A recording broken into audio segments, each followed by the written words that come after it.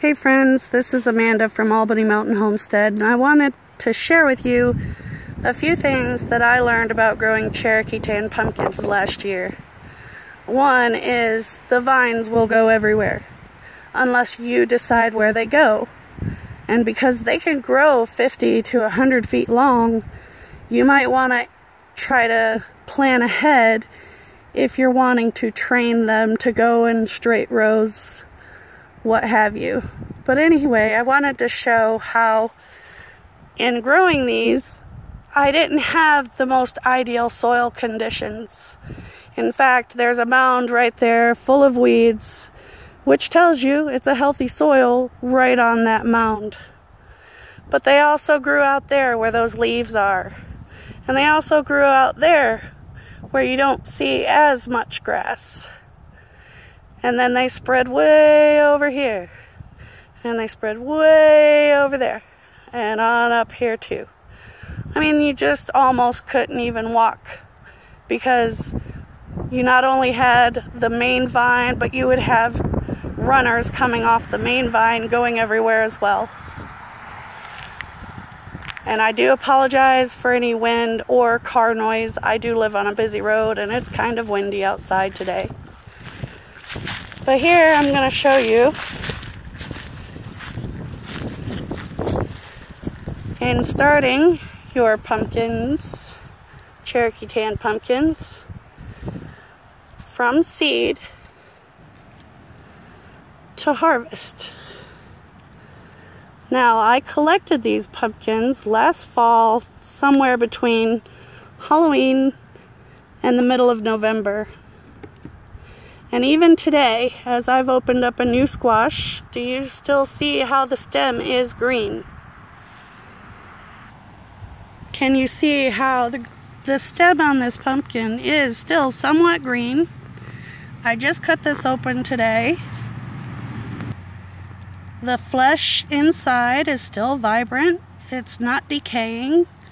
And the seeds are still in there, doing well. So these make for a very long storage pumpkin, especially if you keep them in a cool, dark place.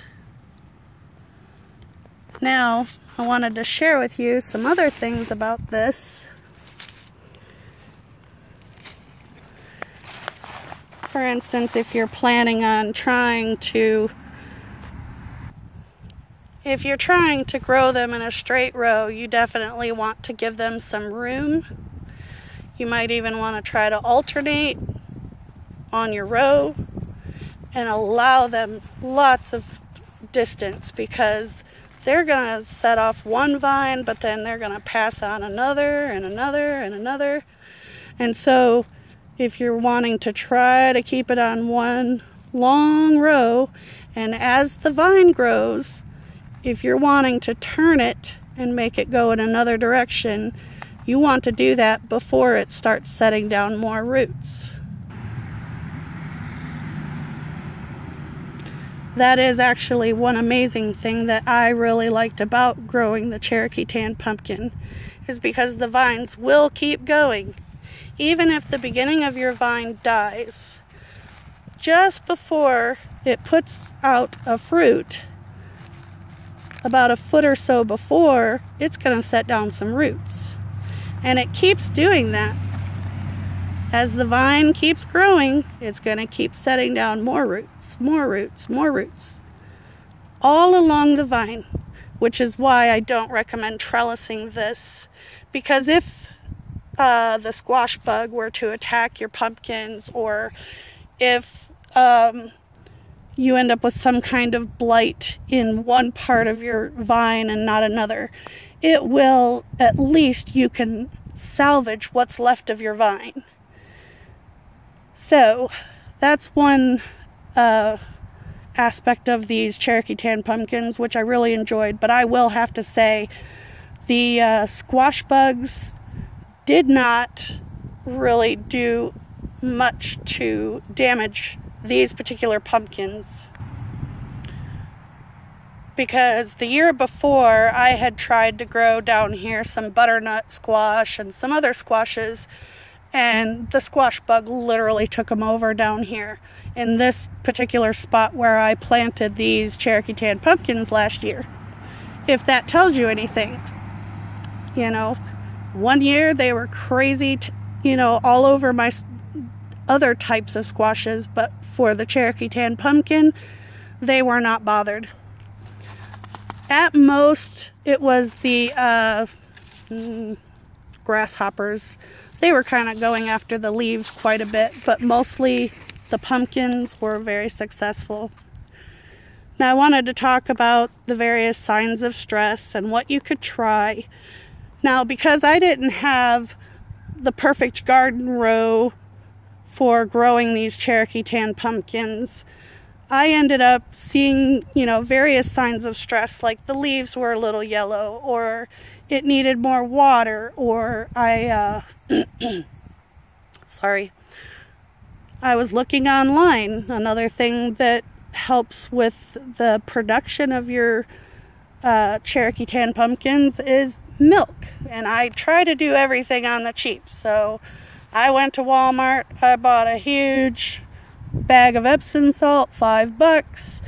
I took a 5-gallon bucket and poured a whole gallon of milk in that, and then added water up to the 5 gallons, and then I just took a cup and poured near where the roots were, near where the fruits were growing, so that it would get the most benefit. Now the salt I just kind of tossed around the vines, and then I allowed the rain or watering to let the salt work its way into the soil. And then if you have like droopy leaves, that's a sign that they're needing water pretty bad. Another issue I ran into would be that you would get a pollinated female pumpkin flower, but then it wouldn't grow. It would die within a few days after the flower had fallen off. And so as I would keep checking on my Cherokee Tan Pumpkins throughout the season, if I noticed like the flower was really gooey on the bottom of the squash, I would just go ahead and knock that off. I did, however, have an issue with one of those worms getting in the flower heads. I'm not sure if it was a silkworm or something else, but I can't remember now. So anyway, I just wanted to share with you that, these pumpkins do grow in some pretty rough conditions. You might have to do some extra work of, adding some salt or calcium, but overall, these did great. I actually got like over 20 some pumpkins off of 4 vines, and these here are my last 3. And I have shared some of my pumpkins with other channels because, I bought mine from Danny and Wanda at Deep South Homestead, and I planted 6 seeds, 4 of them grew, and from that I reaped a wonderful harvest, and I've made pumpkin pie, and I've baked them with butter and brown sugar and syrup, which was wonderful as well. Needless to say, I do understand why the Cherokee did prefer to grow these pumpkins, because they really did produce very well for less than ideal conditions, and I'll show you what I mean. As I walk, of course, there's lots of weeds growing through here, but that did not stop those vines from coming and doing what they needed to do to grow. And over here is a lot of dirt and rock and moss, and they took off and went down this way. I turned them to go back into a more green area, but they were still putting down roots. They were still producing fruit, even though it was less than ideal conditions. it also kept growing over the leaves, and it would put down roots where it could.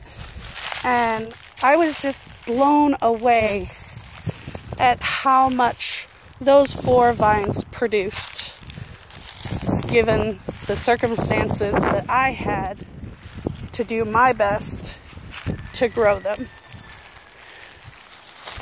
Anyway, I thought I would share this with others because I know it's getting time to start planting our seedlings, and I'm hoping that this will help. I don't really recommend trellising these Cherokee Tan pumpkins, mostly because if you did end up with some sort of bug problem or some other kind of disease or attack on the plant, you know, you're going to lose the rest of it because it wasn't able to set down roots as it was intended to grow on the ground. Anyway, here's a little picture of how crazy those plants did go on me, and it was really fun though to just watch those vines take off and grow and grow. And when it first started blooming, I had female flowers, but I didn't have male flowers, so you know, it was such a learning experience, but I would not trade it for anything.